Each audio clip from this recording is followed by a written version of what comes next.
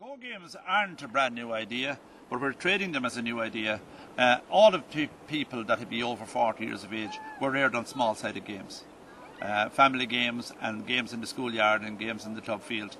At that stage, the first competition was under 15. And then people got the idea that children should be playing under 12 in various serious competition, and based on the adult mode. And this is just not satisfactory. It's not suitable because the children are too young to have to win games. And it's like having a secondary school curriculum for primary school children, or it's like having a third level curriculum for primary school children. I know children can play at home in the yard, and winning and losing is important, but it's only important for a minute. But when a whole parish gathers around under 12s and they have to win, and their self-esteem and everything and all their future hangs on the win or the loss, then we have this terrible, terrible loss of children at 16 and 17 years of age, where they just opt out of a system that had been too competitive.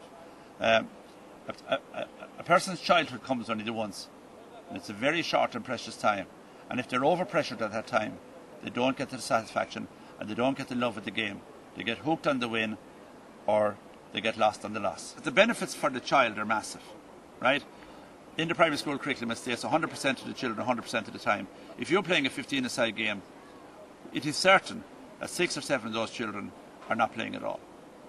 They never get the ball, they never comes near them. It's dominated by a few strong players. So those children are not developing in any way. So if we have a 6 or 7-a-side or 9-a-side game, the children are on the ball twice as much, they get twice as much activity, twice as much satisfaction, and to get twice as much fitness done.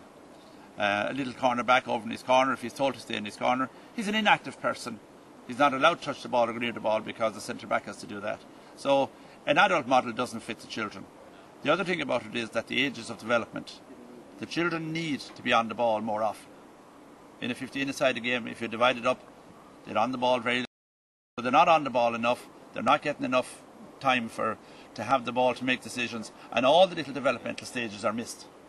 So if you impose adult stuff on children, you know it's inappropriate, it's unsuitable, and you don't get the return that you want.